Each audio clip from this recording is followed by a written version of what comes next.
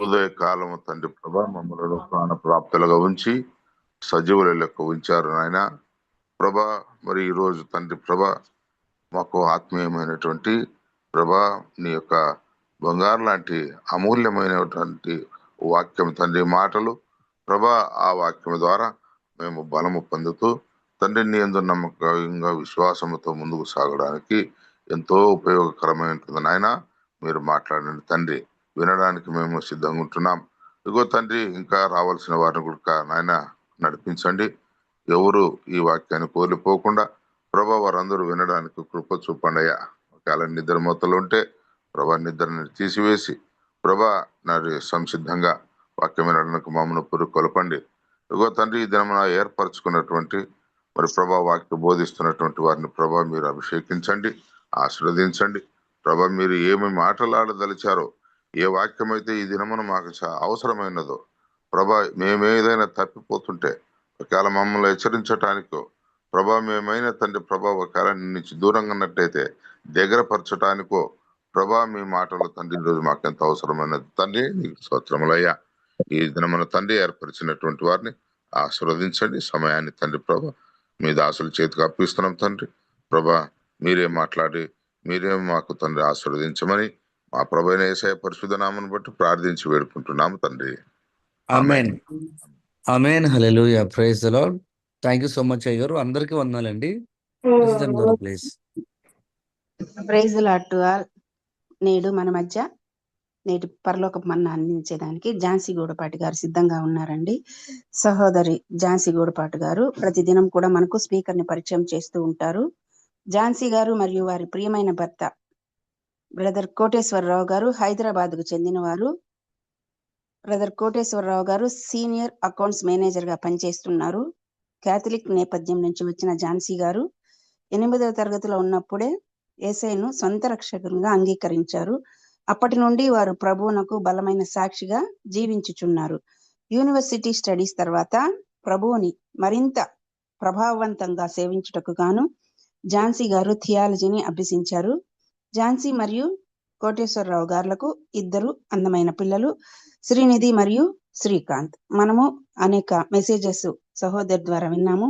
నిన్న కూడా వారి కుమార్తెకు ఇంటర్మీడియట్ ఫస్ట్ ఇయర్ లో 95% వచ్చినట్లుగా విని దేవుని స్తుతించాము. సహోదరుని ఆహ్వానిస్తూ, welcome sister, good morning. Good morning sister, అందరికీ వందనాలండి. మీరు పరిచయం చేసిన ప్రసిద్ధ సిస్టర్ కూడా ప్రత్యేక వందనాలు తెలియజేస్తున్నాను. ఈరోజు మనం ఒక స్త్రీ గురించి తెలుసుకుందామండి. మానవ సంబంధాలు మనం డైలీ చూస్తూ ఉంటాం. దేవుడు మనకి చక్కని కుటుంబాలను ఇచ్చారు. వీటిలో తల్లి ప్రేమ, తండ్రి ప్రేమ, అన్నదమ్ముల మధ్య ప్రేమ, అక్క చెల్లెళ్ళ మధ్య ప్రేమ, స్నేహితుల మధ్య ప్రేమ చాలా ఉంటాయండి. కానీ ఈ ప్రేమలన్నిటిలో చెప్పుకోదగ్గ స్వచ్ఛమైన ప్రేమ, కపటం, స్వార్థం లేని ప్రేమ ఎవరిదంటే మొదటిగా తల్లి ప్రేమనే మనం ఖచ్చితంగా చెప్తాము. అది బైబిల్లో కూడా దేవుడు తన ప్రేమను తల్లి ప్రేమతో పోల్చినట్లు కొన్ని చోట్ల కనిపిస్తాయి. అంటే ఒకని తల్లి తన కుమారుని ఆదరించినట్లుగా నేను మిమ్మల్ని ఆదరిస్తున్నాను అంటారు. అంటే ఈ మాటలను బట్టి చూస్తే తల్లి ప్రేమ ఎంతో గొప్పదో మనకి అర్థమవుతుంది. ఇక తల్లి తన బిడ్డల కోసం బిడ్డ కడుపులో పడింది మొదలు బిడ్డ మరణించే వరకు తల్లి చేసే త్యాగాలు గాని, తల్లి చూపే శ్రద్ధ గాని, తన బిడ్డల కోసం పడే ఆ శ్రమ అది ఎవ్వరూ కూడా చేయలేరండి. అవసరమైతే కొన్ని సందర్భాల్లో తన బిడ్డల కోసం తన ప్రాణాన్ని ఇవ్వటానికి కూడా తల్లి వెనకాడదు. కొన్నిసార్లు మనం చూస్తూ ఉంటాం. అంటే డాక్టర్స్ మరి తల్లి బిడ్డల్లో ఒక్కళ్ళే బ్రతుకుతారు అన్నప్పుడు ఖచ్చితంగా తల్లి ఎంచుకునే ఆప్షన్ ఏంటండి? నా ప్రాణం పోయినా పర్వాలేదు, నా బిడ్డ బ్రతకాలి అని తను వెంటనే డెసిషన్ తీసుకుంటుంది. దాని గురించి తను ఆలోచించదు. మనం బైబిల్లో చాలా మంది తల్లులను చూస్తాము. ఈరోజు ఒక తల్లి గురించి తెలుసుకుందాము. రెండవ సమూయేలు గ్రంథము 3వ అధ్యాయము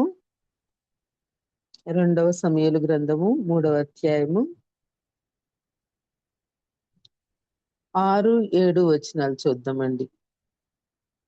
6, 7, 8 ఈ 3 వచనాలు చదువుకుందాం. సౌలు కుటుంబీకులకును దావీదు కుటుంబీకులకును యుద్ధము జరుగుచుండగా అబ్నేరు సౌలు కుటుంబీకులకు బహు సహాయము చేసెను. అయ్యా కుమార్తె అయిన రిస్పాయను ఒక ఉపపత్ని సౌలుకుండెను. నా తండ్రికి ఉపపత్ని యగు దానిని నీవెందుకు కూడితివని ఇష్బోషెతు అబ్నేరును అడుగగా, అబ్నేరును ఇష్బోషెతు అడిగిన మాటకు బహుగా కోపగించుకొని, నిన్ను దావీదు చేతికి అప్పగింపగా నీ తండ్రి అయిన సౌలు ఇంటి వారికిని అతని సహోదరులకును అతని స్నేహితులకును ఈవేళ ఉపకారం చేసిన నన్ను యూదావారికి చేరిన కుక్కతో సమానునిగా చేసి ఈ దినమున ఒక స్త్రీని బట్టి నా మీద నేరం మోపుదువా? ఆమె థ్యాంక్ యూ సిస్టర్. అబ్నేరు, ఇక్కడ మనకి అబ్నేరు కనిపిస్తున్నాడు.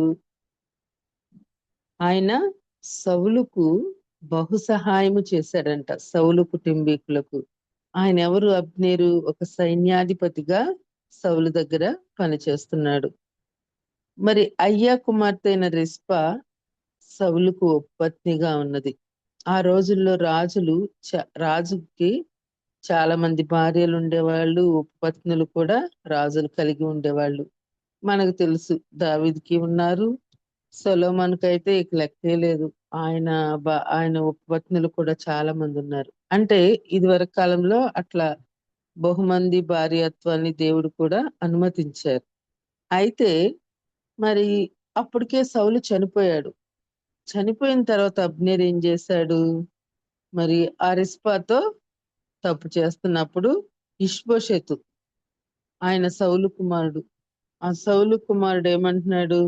ఇష్బోషెతు, నువ్వు నా తండ్రి ఉపపత్నిని ఆమెతో నువ్వు ఎందుకు తప్పు చేసావని అడుగుతున్నాడు. ఆ అబ్నేరుకి చాలా కోపం వచ్చిందంట. బహుగా కోపగించుకుని ఏమంటున్నాడు?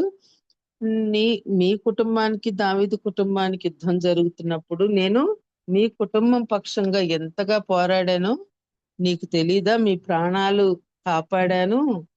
ఒక స్త్రీని బట్టి నన్ను ఎంతగా నువ్వు నీచంగా చూస్తావు అన్నట్టుగా అబ్నేరు కోపగించుకొని దావీదు దగ్గరికి వెళ్ళిపోయాడు. అంటే ఆల్రెడీ దావీదుని సమూయేలు అభిషేకించడం దాని మొదలుకొని బెయేర్షెబా వరకు అందరికీ తెలుసు, సౌలు తర్వాత నెక్స్ట్ రాజు ఎవరంటే దావీదే. నేను ఇంకా దావీదు దగ్గరికి వెళ్తున్నాను, మీ పక్షంగా దావీదుతోనే నేను యుద్ధం చేశాను, అట్లాంటిది నేను ఇంకా దావీదు దగ్గరికి వెళ్ళిపోతున్నానని చెప్పి దావీదు దగ్గరికి ఈయన వెళ్ళిపోవటం మనం చూస్తూ ఉంటాం. మరి ఈమె రిస్పా ఎంతైనా భార్యకు ఉన్నంత అధికారము, స్వేచ్ఛ అనేది మరి ఆ ఉపపత్నులకు ఉండదండి. మరి ఈ రిస్పా సౌలుకు ఉపపత్నిగా ఉంది. రిస్పా అంటే మండుచున్న రాయి అని అర్థం. 2 సమూయేలు 3:7 మరి ఆయన అలా అన్నాడు, ఇంతకాలం నేను మీతో ఉన్నాను, మీకింత సహాయం చేశాను, నువ్వు నన్ను ఇలా నిందిస్తావా? నా గురించి ఇలా మాట్లాడతావా అని దావీదు పక్షంగా తర్వాత కలిసిపోతాడు.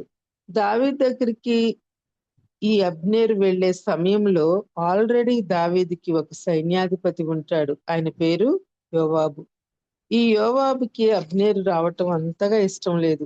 ఎందుకంటే అబ్నేరు కూడా దావీదు దగ్గర సైన్యాధిపతిగా చేస్తున్నాడు. తర్వాత యోవాబు అబ్నేర్ను చంపటం, దానికి దావీదు చాలా బాధపడతాడు. ఇదంతా చరిత్రలో కనుమరుగవటం మనం చూస్తాము. ఇప్పుడు రిస్పా పరిస్థితి, అటు సౌలు కూడా లేడు. ఒకవేళ సౌలు మరణించిన తర్వాత అబ్నేరుతో ఉందేమో, అదంతా క్లియర్ గా లేదు. కానీ రిస్పా పరిస్థితి ఎలా ఉందంటే చాలా దుఃఖంలో ఉంది, ఒంటరిగా ఉంది, మరి ఉపపత్నిగా మిగిలిపోయింది. 2 కుమారులు పుట్టారు. ఇక్కడ 3వ అధ్యాయంలో రిస్పా గురించి మాట్లాడిన గ్రంథకర్త మరలా 2 సమూయేలు గ్రంథము 21వ అధ్యాయము 7వ వచనం మనం చూస్తే, 2వ సమూయేలు 21వ అధ్యాయము 7వ వచనం. రాజు, నేను వారిని అప్పగించేదనెను. తానును సౌలు కుమారుడగు యోనాతానును యెహోవా నామమును బట్టి ప్రమాణము చేసి ఉన్న హేతువు చేత రాజు సౌలు కుమారుడగు యోనాతానునకు పుట్టిన మెఫీబోషెతును అప్పగింపక, అయ్యా కుమార్తెయగు రిస్పా సౌలునకు కనిన 2 కుమారులగు అర్మోనిని మెఫీబోషెతును, సౌలు కుమార్తెయగు మెరాబు మెహూలతీయుడగు బర్జిల్లయి కుమారుడైన అద్రియేలునకు కనిన 5 కుమారులను పట్టుకొని గిబియోనీయులకు అప్పగించెను. ఆమేన్. చాలు సిస్టర్. అంటే ఇక్కడ ఏంటంటే ఇది అయిపోయింది. రిస్పా గురించిన ప్రస్తావన 3వ అధ్యాయంలో వచ్చింది. మళ్ళా 21వ అధ్యాయంలో పరిశుద్ధాత్మ దేవుడు రాయించాడు. ఇక్కడ ఏం జరిగిందంటే సౌలు మరణానంతరము దావీదు రాజు అయ్యాడు. దావీదు రాజు అయిన తర్వాత కొన్ని సంవత్సరాలు దావీదు కాలం మొదటి అధ్యాయంలో ఉంటుంది. ఒకసారి చదవండి సిస్టర్. 21:1 వచనం.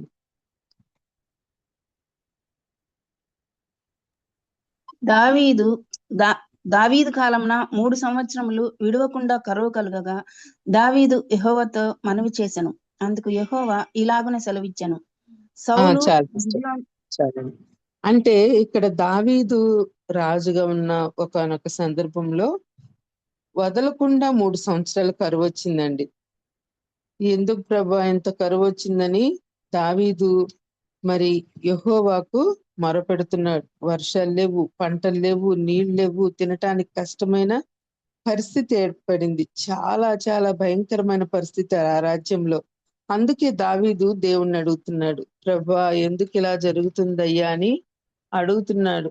మరి దానికి దేవుడిచ్చిన సమాధానం ఏంటంటే, దావీదు, ఇది నీ కాలంలో జరిగిన పొరపాటు కాదు, ఇది సౌలు చేసిన తప్పు. ఆయన చేసిన తప్పుకి ఈ తరంలో నేను వేసే శిక్ష. సౌలు తప్పు చేశాడా అంటే, సౌలు చేసిన తప్పేంటి అంటే, అక్కడ గిబియోనీయులు అనే ఒక జాతి వారిని ఈ సౌలు ఏం చేస్తున్నాడంటే చంపేస్తున్నాడు కక్ష కట్టుకొని. యాక్చువల్ గా ఏంటంటే వారిని చంపకూడదు. ఎందుకు చంపకూడదంటే, యెహోషువ కాలంలో ఎప్పుడైతే యెహోషువ ఇశ్రాయేలీలను కనానుకు తీసుకుని వచ్చిన తర్వాత యెహోషువ ఈ గిబియోనీయులతో నిబంధన చేస్తాడు, ఒప్పందం చేసుకుంటారనమాట. ఆ ఒప్పందంలో ఏంటంటే గిబియోనీయులతో సమాధానం కలిగి కలిసి ఉంటామే తప్ప వారిని చంపము అని యెహోషువ అటు దేవునికి ఇటు గిబియోనీయులకు కూడా నిబంధన చేశాడు, వాగ్దానం చేశాడు. ఆ నిబంధనను సుమారు 400 సంవత్సరాల తర్వాత ఈ సౌలు దాన్ని ఏం చేస్తున్నాడంటే అతిక్రమించాడు, మీరాడు. గిబియోనీయులను లేకుండా చెయ్యాలి అని అనేకులను చంపేశాడండి. అంటే ప్రమాణం ఏమో యెహోషువ చేశాడు, ఆ ప్రమాణాన్ని మీరింది ఏంటంటే సౌలు మీరాడు. శిక్ష పడింది ఎవరికంటే దావీదు కాలంలో. ఇదంతా దేవుడికి ఎందుకు చేస్తున్నాడు? దేవుడు ఎలా ఎందుకు చేస్తాడు? దేవుడికి ఏం పని లేదా అంటే, దేవుడు చేసే ప్రతి పని వెనుక అర్థం ఉంటుందండి. మన మనసులు మంచివి కావు కాబట్టి ఎప్పుడు దేవుణ్ణి మనం నెగిటివ్ కోణంలోనే ఆలోచిస్తాం, ఇట్లా చేయటువంటి మనిషిలాగాని. బైబిల్ని తప్పు కోణంలో ఆలోచించే వారికి, అంటే మనకు కాదు కానీ బయట వారికి, తప్పుగా ఆలోచించే వారికి అన్ని తప్పుగానే కనిపిస్తాయి. ఇక్కడ దేవుడు రాబోతున్న జనరేషన్స్ కి ఒక గుణపాఠం చెప్పాలనుకున్నాడు. దేవుని ఉద్దేశం ఎప్పుడు కూడా కరెక్ట్ గానే ఉంటదండి. ఈ తరంలో చేసే ఒకవేళ తప్పు చేస్తే దాని ప్రభావము రాబోయే తరాల మీద కూడా, అంటే దేవుడు శాపం ఇస్తాడని నేను అంటలేదు, కానీ చేసిన తప్పుకి దాని ప్రభావము, మనం చేసే తప్పులు వాటి ప్రభావము రాబోయే తరాల మీద పడుతుంది అన్నట్టు నా ఉద్దేశం. అంటే ఇప్పుడు మనం చేసే తప్పుల్ని దేవుడు ఖచ్చితంగా క్షమిస్తాడండి, ఆయన ప్రేమ గలవాడు. ఇప్పుడు సిగరెట్ తాగొద్దు, మందు తాగొద్దు అని చెప్తా ఉంటారు. ఎందుకంటే తాగితే క్యాన్సర్లు వస్తాయని చెప్తారు. అంత తాగేవాడు కూడా ప్రభా నన్ను క్షమించిందంటే ఖచ్చితంగా దేవుడు క్షమిస్తాడు ఆ తప్పుని, ఆ పాపాన్ని. కానీ చేసిన దానికి తాగిన దానికి పర్యవసానం ఖచ్చితంగా ఉంటది కదండి. అది శరీరంలో ఉన్నప్పుడే అనుభవిస్తారు. పాపాన్ని అయితే దేవుడు క్షమిస్తాడు. దాని పర్యవసానాన్ని మనం ఖచ్చితంగా అనుభవించాలి. అయితే ఈ గొప్ప సత్యాన్ని ప్రపంచం కళ్ళ ముందు పెట్టాలనుకున్నాడు దేవుడు. మనం చేసే పాపము, తప్పులు అవి శాపంగా మారకూడదు. దేవుడు శపించడు, కానీ మనం ఆ విషయంలో చాలా జాగ్రత్తగా ఉండాలి అని దేవుడు చెప్తున్నాడండి. ఎందుకంటే దావీదు ఎందుకయ్యా వరుసగా 3 సంవత్సరాలు ఇంత కరువు అని దావీదు అడుగుతున్నాడు. దేవుడు ఏమంటున్నాడు? యెహోషువ మాటిచ్చాడు కదా ప్రజలకి, మాట తప్పకూడదు కదా. ఆ గిబియోనులకు ఇచ్చిన మాట తప్పాడు. సౌలు తప్పాడు, గిబియోనులను చంపాడు. సౌలు కూడా చనిపోయాడు, కానీ శిక్ష అమలు జరుగుతుంది. ఇప్పుడు నన్నేం చేయమంటావని దావీదు మరి దేవుణ్ణి అడుగుతున్నాడు. ప్రభువా, ఈ కరువు ఆగిపోదా? దీనికి పరిష్కారం లేదా అంటున్నాడు.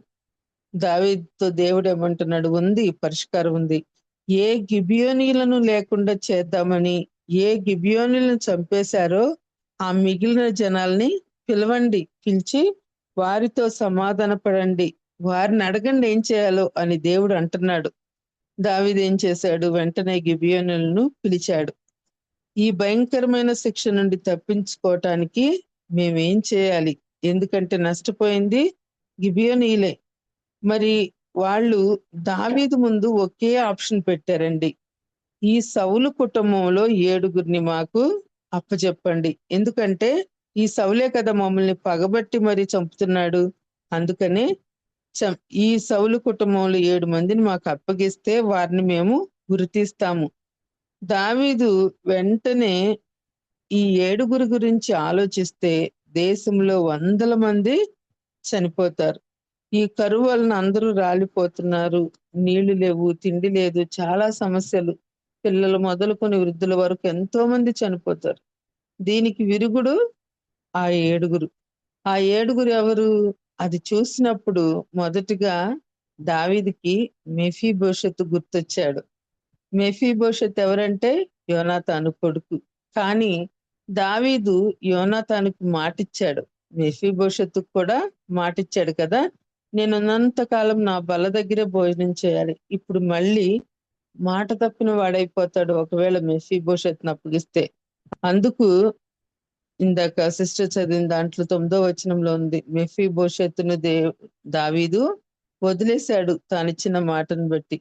నెక్స్ట్ ఏంటి అని ఆలోచిస్తున్నప్పుడు దావీదుకి 2 కనిపించారు. ఆ 2 కూడా తల్లులే.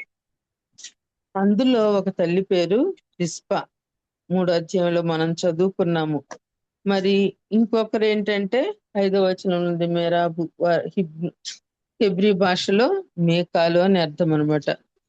2వ సమూయేలు 21వ అధ్యాయము 5వ వచనము.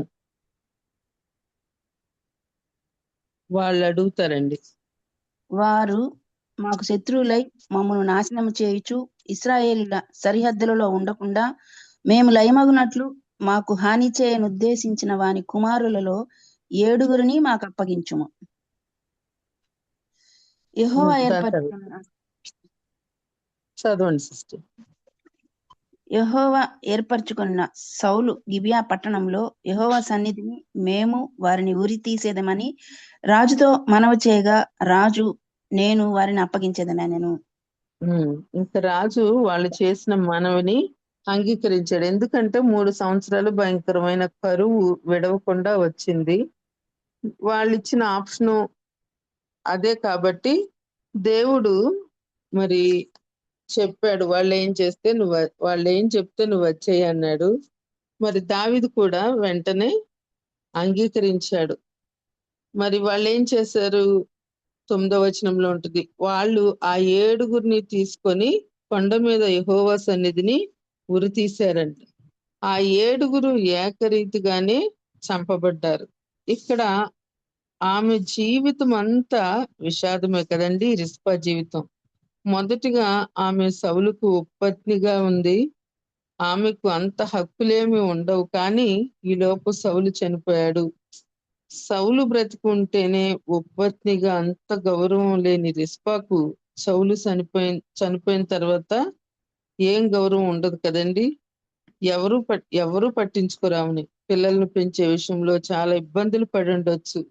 అబ్నేరుతో ఉన్న రిలేషన్ బట్టి కూడా ఆమె ఇతరుల నుంచి కూడా ఎన్నో ఇబ్బందులు ఎదుర్కొని ఉండవచ్చు. మరి అతను కూడా వెళ్ళిపోయాడు. ఆమె భవిష్యత్తు ఏంటో అర్థం కాలేదు. పోనీ పిల్లలన్నా దగ్గర పెట్టుకొని గడిపేద్దాము వారితో అనుకునే సమయంలో వచ్చిన అతిపెద్ద కష్టం ఏంటంటే, ఈ కరువు ఆగిపోవాలంటే ఈ సౌలు కుటుంబంలో 7 కావాలి. ఆ 7లో ముందున్న 2 ఎవరంటే నా కొడుకులే. ఇప్పుడు నా కొడుకుల్ని దావీదు గిబ్యోనులకు అప్పగించేశాడు. ఇప్పుడు ఆ 2 కుమారులను తీసుకుని వెళ్ళి కొండపైకి తీసుకెళ్ళిపోయారండి. తన కళ్ళ ముందే మరి తన కుమారులను ఉరితీశారు. 7 ఉరితీసేశారు. ఇంకేంటి, తన పరిస్థితి ఒంటరైపోయింది, దుఃఖంతో ఉండిపోయింది. మరి అలాంటి భయంకరమైన కష్ట పరిస్థితిలో ఇక ఇంటికి వెళ్ళిపోదాం అనుకోలేదండి. ఒక తల్లికి తన బిడ్డలపై ఉన్న మమకారం ఎంత గొప్పదో ఇక్కడ మనకి అర్థమవుతుంది. ఆ తల్లి ఏం చేస్తుంది? ఇందాక చెప్పుకున్నాం, రిస్పా అంటే మండుతున్న రాయి. నిజమే, బిడ్డలపై ప్రేమ ఆ మంటలాగా వస్తుందండి. మమకారం మండుతుంది. మరి బిడ్డల కోసం తల్లి ఎప్పుడు ఆలోచిస్తూనే ఉంటుంది. బిడ్డలు చనిపోయారు, తన కళ్ళ ముందే శవాలుగా వేలాడుతున్నారు. అయినా సరే ఆమెలో ఆ ప్రేమ చావలేదండి. ఈ రిస్పా ఏం చేస్తుందంటే 9వ వచనం లాస్ట్ లైన్ లో, యవల కోత ఆరంభమందు వారు మరణమైరి. 10వ వచనం చదవండి సిస్టర్. అయ్యా కుమార్తె రిస్పా గోనె పట్ట తీసుకొని కొండపైన పరుచుకొని కోత కాలారంభం మొదలుకొని ఆకాశము నుండి వర్షము ఆ కళేబరముల మీద కురి వరకు అచ్చటనే ఉండి, పగలు ఆకాశ పక్షులు వాటి మీద వాలకుండాను, రాత్రి అడవి మృగములు దగ్గరకు రాకుండాను వాటిని కాచుచుండగా, అయ్యా కుమార్తె రిస్పాను సౌలు ఉపపత్ని చేసినది దావీదునకు వినబడెను. థ్యాంక్ యూ అండి. ఇక్కడ 10వ వచనంలో మనం చూస్తే తన కొడుకులు చనిపోయారు. చనిపోయినప్పుడు గోనె పట్ట తీసుకుని ఏం చేస్తుందంటండి, ఆ కళేబరాలను మరి ఆ గోనె పట్ట మీద పరుచుకొని ఆమె ఆకాశ పక్షుల బారి నుంచి కాపాడుతుంది. ఆకాశ పక్షులు అంటే తోలేస్తే పోతాయండి, కానీ రాత్రిపూట అడవి మృగముల బారి నుండి కూడా కాపాడుతుందంటండి. సుమారు యవల కోత ఆరంభం నుంచి వర్షాలు పడే వరకు సుమారు 5-6 months పడుతుందంటండి ఆ టైము. ఒక స్త్రీ రాత్రింబగళ్ళు కాపలా కాస్తుందండి. ఆ స్త్రీలంటే ఎంతైనా భయస్థులుగా ఉంటారు కదండి, అంత ధైర్యం ఉండదు. కానీ ఆమెకు ఉన్న ఆ ప్రేమ, ఆ ధైర్యం ఎంతో గొప్పది కదండి. చనిపోయిన తర్వాత కూడా తన పిల్లల విషయంలో అంత జాగ్రత్తగా చూసుకుందంటే ఇంకా బ్రతుకున్నప్పుడు వారిని ఎంతో జాగ్రత్తగా చూసుకుందేమో. మరి ఎందుకు ఈ విషయం చెప్పవలసి వచ్చిందంటే, నేనేమైపోయినా పర్వాలేదు అనుకుందండి. మరి ఇంకో తల్లి కూడా మనకుంది కదండి. ఆమె తన 5 కొడుకుల్ని పోగొట్టుకుంది, మేకాలు. అయితే పరిశుద్ధాత్మ దేవుడు ఆమె గురించి ఏమీ వ్రాయించలేదండి. కానీ ఈ స్త్రీ గురించి, రిస్పా గురించి రాయించాడు. చనిపోయిన తర్వాత ఒక పక్షి గాని ఒక మృగాన్ని వాలనవ్వలేదండి, తాకనవ్వలేదు. మరి దేవుడు మనకి పిల్లల్నిచ్చాడు. పిల్లలను కలిగిన తల్లిగా, తండ్రిగా యవన దశలో ఉన్న మన పిల్లల్ని ఏ పక్షి, ఏ దుష్టుడు, ఏ దుష్ట మృగం వాలకుండా, తాకకుండా మరి మనం శ్రద్ధ చూపిస్తున్నామా? రిస్పా మనల్ని అడుగుతుంది. నేను చనిపోయిన నా పిల్లల విషయంలో ఎంత జాగ్రత్తగా ఉన్నప్పుడు మీరు బ్రతుకున్న మీ బిడ్డల గురించి మీరేం చేస్తున్నారు? మన సమాధానం ఏంటి? పక్షులు ఎందుకు వాళ్తాయండి? ఎందుకు వాళ్తాయి? యేసు ప్రభు ఒక ఉపమానం చెప్పారు కదా. ఒక రైతు విత్తనాలు చల్లుతున్నాడు. కొన్ని ఏమో త్రోవ పక్కన పడ్డాయి, కొన్ని ముండ్ల తుప్పల్లో, కొన్ని రాతి నేల మీద పడ్డాయి, కొన్ని మంచి నేలలో పడ్డాయి. దేవుడు ఏమన్నాడు? త్రోవ ప్రక్కన పడిన విత్తనాలను ఆకాశ పక్షులు వచ్చి ఎత్తుకొని వెళ్ళిపోయాయి. అంటే దుష్టుడు కూడా చెప్పబడుతున్న ప్రతి మాటను మన హృదయాల్లో నుండి, మన పిల్లల హృదయాల్లో నుండి ఎత్తుకొని వెళ్ళిపోతాడండి. మరి మంచిని ఎప్పుడూ కూడా సాతాను విననివ్వడు, మంచిని చేయనివ్వడు. వాడెప్పుడు వెళ్ళిపోదామా, ఎత్తుకు వెళ్ళిపోదామా అనే ఆలోచనతోనే ఉంటాడు. అందుకనే పేతురు ఏమంటాడంటే, తన పత్రిక 5వ అధ్యాయము 8వ వచనంలో, మొదటి పేతురు, మీ విరోధి అయిన అపవాది ఎవరిని మృంగుదనా అని గర్జించు సింహం వలె వెతుకుచూ తిరుగుచున్నాడు. మరి ఈ దుష్టుడైన అపవాది పనేంటండి? అనేకమైన యవనస్తుల్ని ఎత్తుకుపోవటమే. మరి చాలా మంది యవనస్తుల్ని ఎత్తుకుపోయాడన్న విషయం కూడా తల్లిదండ్రులుగా గ్రహించని స్థితిలో కూడా ఉన్నారు. మరి హబక్కుకులో హబక్కుకు ఒక మాట చెప్తాడండి. హబక్కుకు మొదటి అధ్యాయము 15వ వచనంలో ఒకసారి చదువుకుందామండి. హబక్కుకు మొదటి అధ్యాయము 15వ వచనము.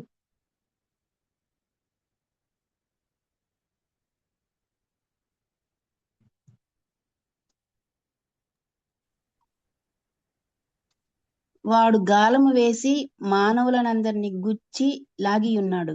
ఉరులు ఒగ్గి చిక్కించుకొనుచున్నాడు. వాడు తన వలలో వారిని కూర్చుకొని సంతోషపడి గంతులు వేయుచున్నాడు. సాతాను ఏం చేస్తున్నాడండి? వాడి పని ఏంటంట? గాలం వేస్తున్నాడంట. గేలానికి పడపోతే ఉరులు ఒడ్డుతున్నాడంట. ఉరులకు కూడా పడకపోతే వలలో చిక్కించుకుంటున్నాడంట. చిక్కించుకుని ఏం చేస్తున్నాడు? సంతోషపడి గంతులు వేస్తున్నాడు. ఇక్కడ మన కుటుంబంలో యవనస్తులు తప్పిపోయినప్పుడు మనమేమో కృంగిపోయిన పరిస్థితుల్లో ఏడుస్తా, మనం ప్రార్థన చేసుకుంటా, మరి ఎంతో కృంగిన పరిస్థితిలో ఉంటే సాతాను ఏం చేస్తున్నాడు? ఫలానా వ్యక్తిని నేను నా ఊరిలో చిక్కించుకున్నాను, నా గేలానికి చిక్కాడు అని వాడు సంతోషపడుతున్నప్పుడు మనమేమో దుఃఖపడుతున్నాం. వాడేమో మనల్ని చూసి సంతోషపడుతున్నాడు. ఇలాంటి టైంలో, భయంకరమైన పరిస్థితుల్లో ఒక తల్లిగా, ఒక తండ్రిగా మనం చెప్పగలుగుతున్నామా? ఇప్పటి వరకు నా పిల్లల్ని ఏ దుష్టుడు ముట్టలేదు, ఏ మృగము కూడా తాకలేదు అని.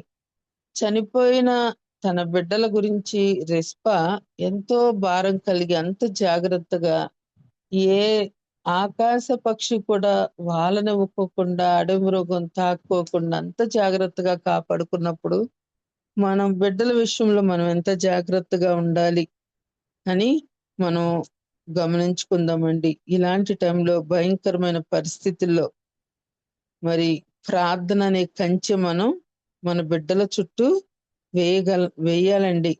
మరి మనలో ఎంతమంది ఆ మాట మనం చెప్పగలుగుతున్నాం? నా బిడ్డల చుట్టూ బయటకు వెళ్తున్నప్పుడు కానీ, ఇంట్లో ఉంటున్నప్పుడు కానీ, వాళ్ళ చుట్టూ నేను ప్రార్థన అనే కంచెని వేశాను, ఏ దుష్టుడు వాడిని ముట్టలేడు అని మనం చెప్పగలుగుతున్నామా? మరి బ్రతికున్న మన పిల్లలు మన కళ్ళ ముందే ఉన్నారు. వారి విషయంలో ఎలాంటి శ్రద్ధ తీసుకుంటున్నాం? చచ్చిన శవాలకి అంత చేసిన ఆ రిస్ప మరి బ్రతికున్న మన బిడ్డల్ని మనం ఎలా చేస్తున్నామో ఆమె క్వశ్చన్ చేస్తుంది. 6 నెలల పాటండి ఆ కొండపైనే ఆ బిడ్డల కళేబరాలను చూసుకుంటూ ఉండిపోయింది. ప్రాణాలకు తెగించి తన ప్రాణాన్ని పణంగా పెట్టి జాగ్రత్తగా చూసుకున్నప్పుడు ఈరోజు మన పిల్లలు సజీవంగా మన కళ్ళ ముందే, కొన్నిసార్లు దుష్టుడు వాళ్ళని మింగేశాడన్న సంగతి కూడా, అవగాహన కూడా లేకుండా మనం ఉన్నామేమో. మనల్ని మనం ఒకసారి చెక్ చేసుకోవాలి. ఒక తల్లిగా, ఒక తండ్రిగా మనం వారి విషయంలో ఫెయిల్ అయ్యామేమో. మరి ఈ బిడ్డల్ని జాగ్రత్తగా చూసుకో అని పరలోకమందున్న తండ్రి మనకు వారిని బహుమానాలుగా, స్వాస్థ్యాలుగా బిడ్డలను ఇస్తే, వారి విషయంలో మనం ఎలాంటి జాగ్రత్తలు తీసుకుంటున్నాం? వదిలేసామా? యవనులైన మన బిడ్డల్ని వదిలేసామా? ఒకవేళ వాళ్ళు చెప్పిందే మనం చేస్తూ, గారాబాలు చేస్తూ వారిని మనం చెడగొడుతున్నామా అని ఒకసారి మనం చెక్ చేసుకుందామండి. మరి ఇప్పటి కాలంలో యవ్వన కాలమే కాదండి, చిన్న చిన్న పిల్లలే చెడిపోయిన పరిస్థితిలో ఉంటున్నారు. మరి స్కూల్స్కి వెళ్తే వాళ్ళ మీద కంప్లైంట్స్ కూడా ఎన్నో రకాలుగా మరి ఇస్తున్నారు. మన పిల్లల విషయంలో మనం ఎలా శ్రద్ధతో ఉన్నాం? ఇదంతా ఏ కాలం కదండి, ఏ యుగం. ఏది నిజమో ఏది అబద్ధమో కూడా తెలియని పరిస్థితి. మరి యోబు మనకి మరి కొన్ని విషయాల్లో బుద్ధి తెచ్చుకోమన్నట్టుగా చెప్తున్నాడండి. యోబు గ్రంథం 1వ అధ్యాయంలో మనం చూస్తే ఆయన చాలా ఆస్తిపరుడుగా ఉన్నాడు, యథార్థవర్తనుడు, న్యాయవంతుడు, దేవుని యందు భయభక్తులు కలిగి చెడుతనాన్ని విసర్జించిన వాడు. మరి అంత ఆస్తి ఉండి మరి అంత న్యాయంగా ఉన్నా సరే ఆయన ఏం చేస్తున్నాడండి? యోబు గ్రంథము 1వ అధ్యాయము 5వ వచనంలో, యోబు గ్రంథము 1వ అధ్యాయము 5వ వచనంలో, వారి వారి విందు దినములు పూర్తి కాగా యోబు తన కుమారులు పాపం చేసి తమ హృదయములలో దేవుని దూషించిరేమో అని వారిని పిలువనంపించి వారిని పవిత్రపరచి అరుణోదయం లేచి వారిలో ఒక్కొక్క నిమిత్తమై దహన బలి నర్పించుచూ వచ్చెను. యోబు నిత్యము అలాగున చేయుచుండెను. ఆమేన్. ఆమేన్. ఇక్కడ యోబు ఆయనకేం పని లేదండి, ఆస్తిపరుడు, ఎంతో మంది పనోళ్ళు ఉన్నారు. పోనీ ఆయన ఏమన్నా మరి దారి తప్పాడంటే ఎంతో భయభక్తులు కలిగిన వ్యక్తి.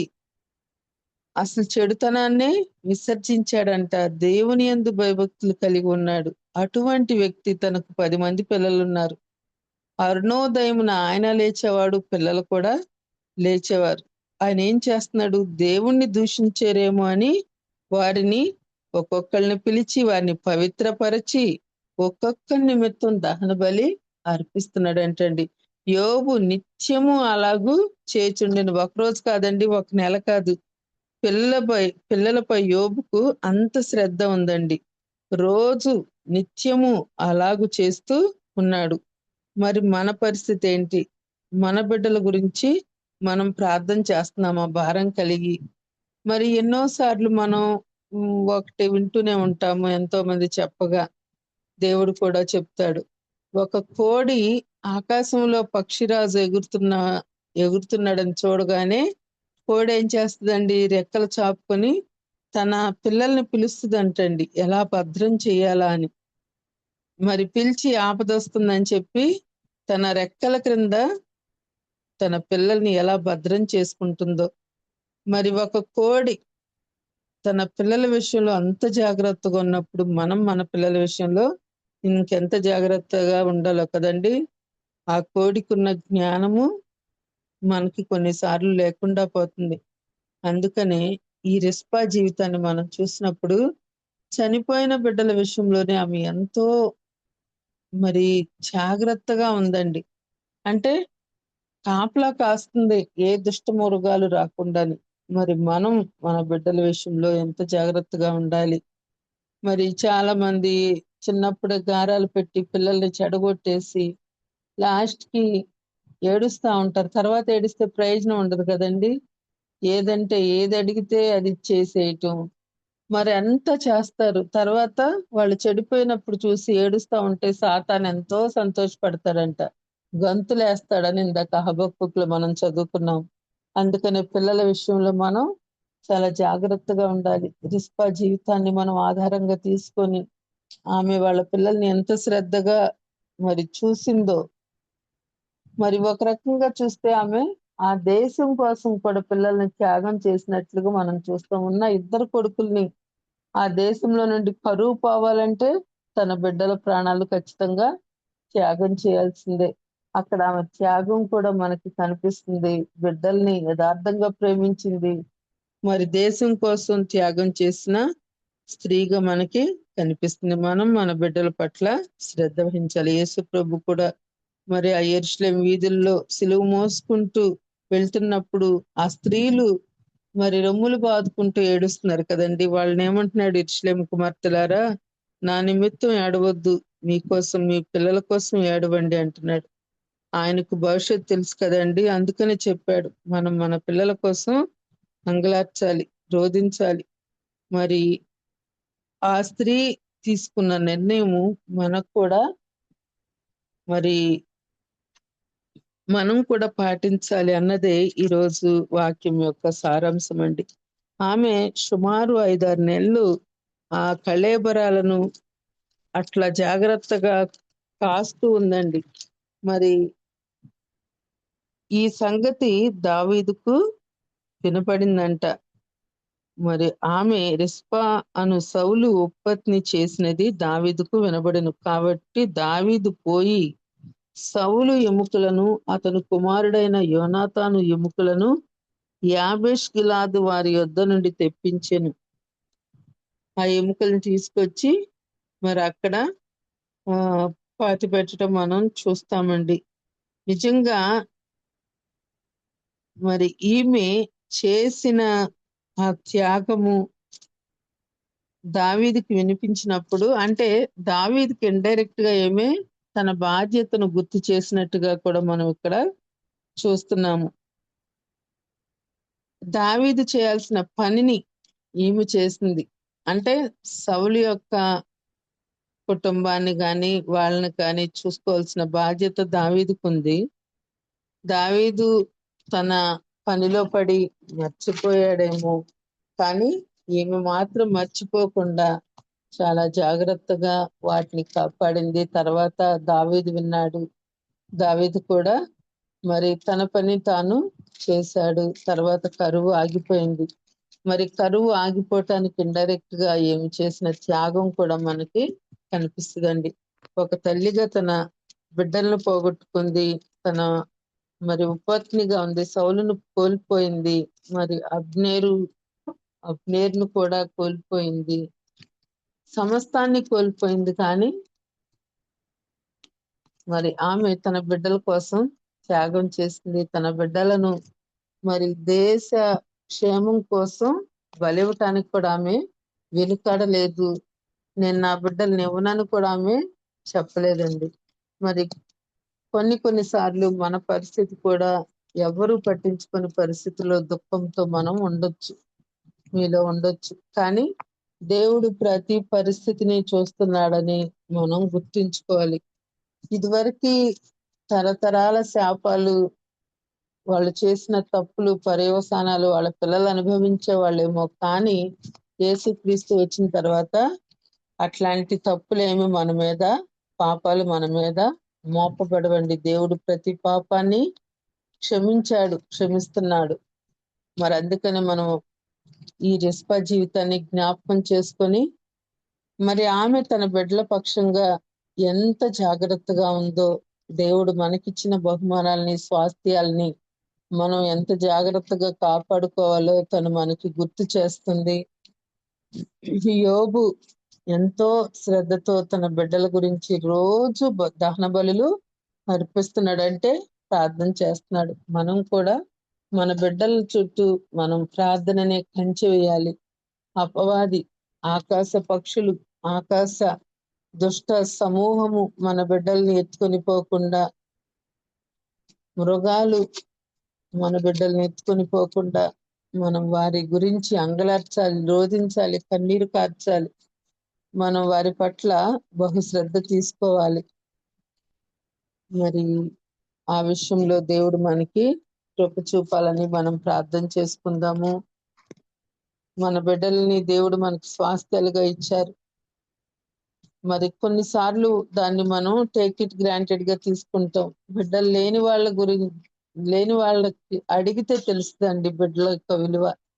మరి ఇచ్చిన వాళ్ళని మనం జాగ్రత్తగా, ప్రభా నేను ఎలా పెంచాను, నువ్వు ఇచ్చిన ఈ బహుమానాలని నేను చాలా జాగ్రత్తగా కాపాడుకున్నాను, ఇంత జాగ్రత్తగా పెంచానని మళ్ళీ దేవునికి మనం చెప్పేవారంగా మనం ఉండాలండి.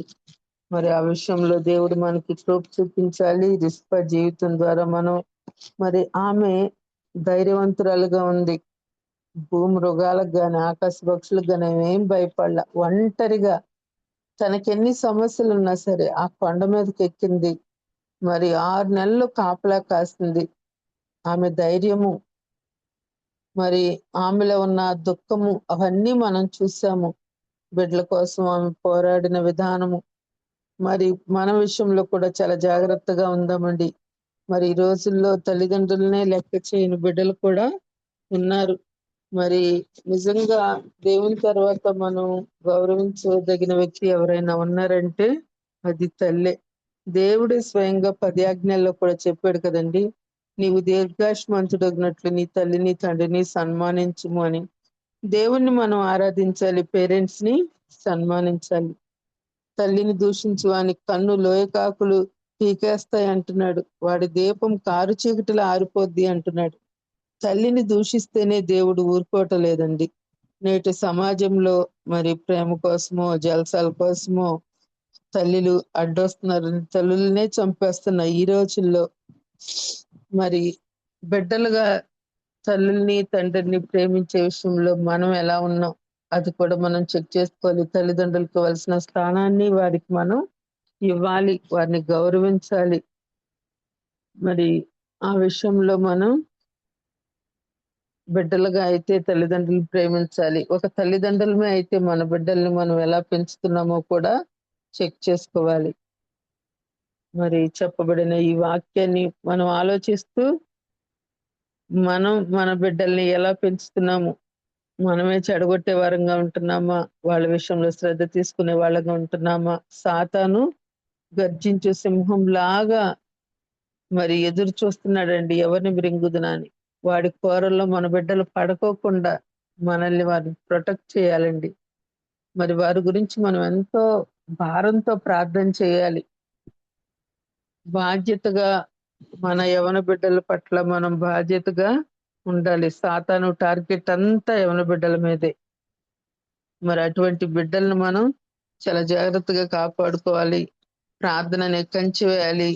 ఆ ప్రార్థనను కూడా మనం ఎక్కువగా చేసుకుంటూ ఉండాలండి. ఏదో మొక్కుబడిగా కాదు, కానీ మన బిడ్డల్ని మనం దేవుడి చేతిలో పెట్టాలి. వాళ్ళ భవిష్యత్తుని మనం దేవుడి చేతుల్లో పెట్టాలి. మనం నిర్ణయించడం కాదు, కానీ వారి భవిష్యత్తు దేవుడు, వారి పట్ల దేవుని చిత్తం ఏమైందో వారిని మనం శ్రద్ధగా దేవుని చిత్తాన్ని తెలుసుకుంటూ దేవుని చిత్తానుసారంగా మన బిడ్డల్ని దేవుని హస్తాలో పెడదాము. వారి పట్ల శ్రద్ధ కలిగి ఉందాము. క్రిస్ప జీవితాన్ని కూడా మనం ఒకసారి జ్ఞాపకం చేసుకుంటూ ఆమె త్యాగాలను జ్ఞాపకం చేసుకుంటూ ముగించుకుందామండి.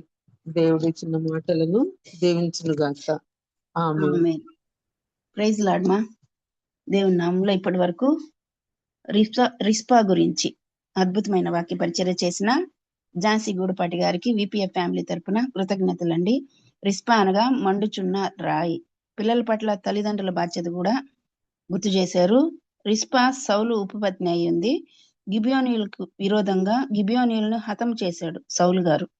దానికి ప్రతిగా దావీదు గిబియోనీయులకు సౌలు 7 కుమారులను అప్పగించారు.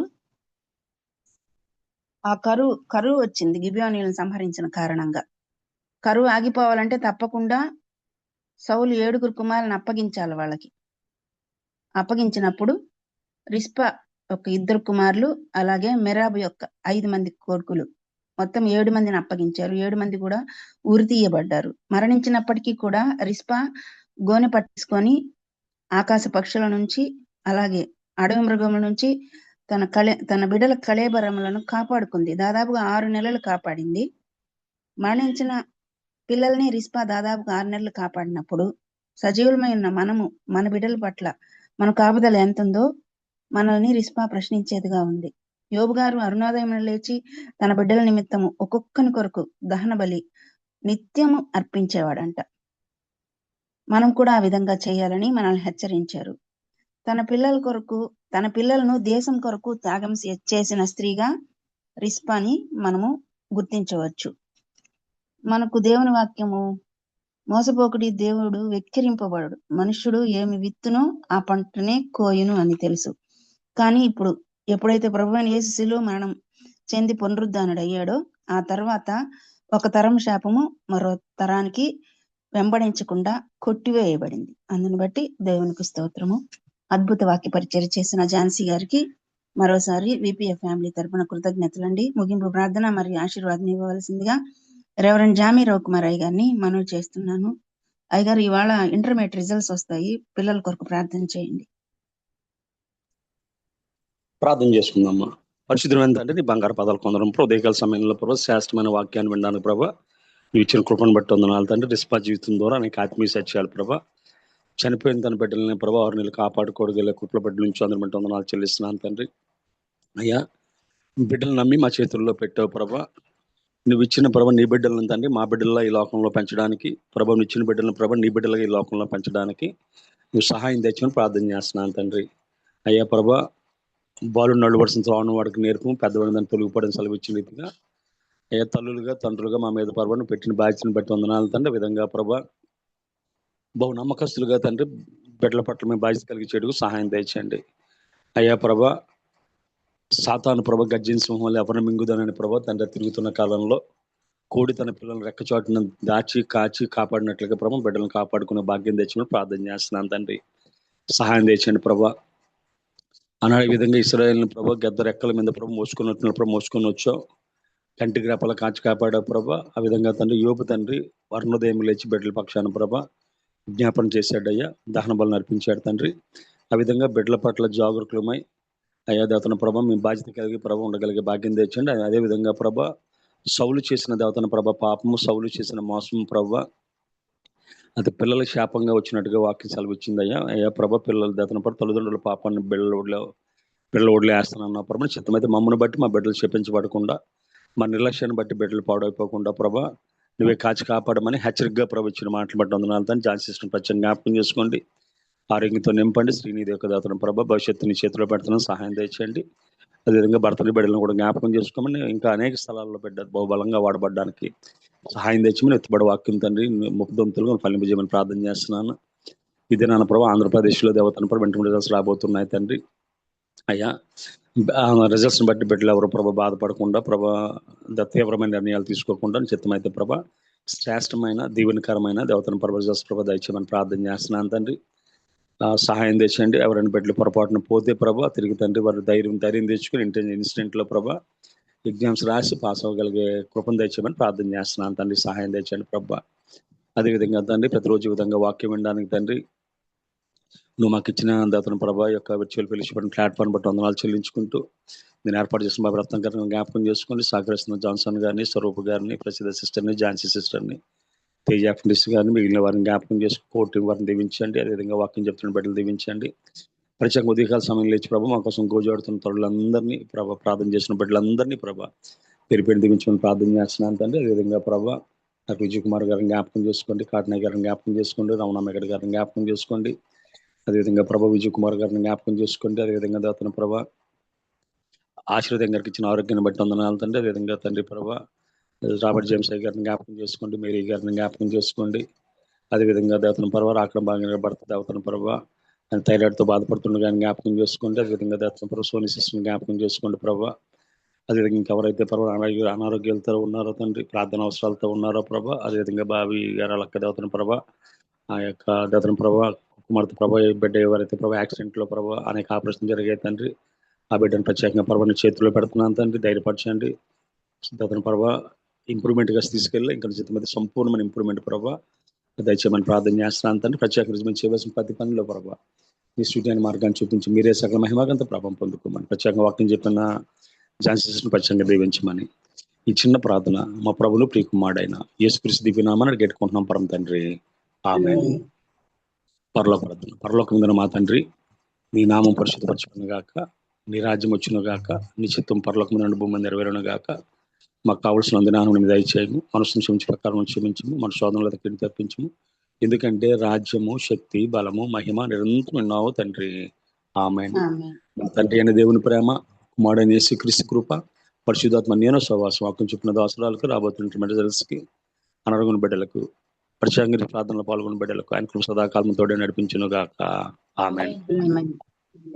ప్రైజ్ లార్డ్ అయ్య గారు ముగింపు ప్రార్థన మరియు ఆశీర్వదించిన రెవరెండ్ జామి రవికుమార్ అయ్య గారికి, అలాగే వాక్య పరిచర్య చేసిన ఝాన్సీ గూడపాటి గారికి, కూడి వచ్చిన దేవుని బిడ్డలందరికీ కూడా విపిఎఫ్ ఫ్యామిలీ తరపున కృతజ్ఞతలండి.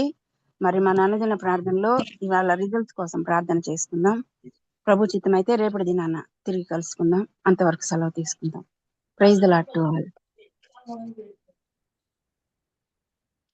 అది ఊ అంటాను మళ్ళీ పెట్టమని పెట్టినంటావు. మరి ఊ అన్నా మరి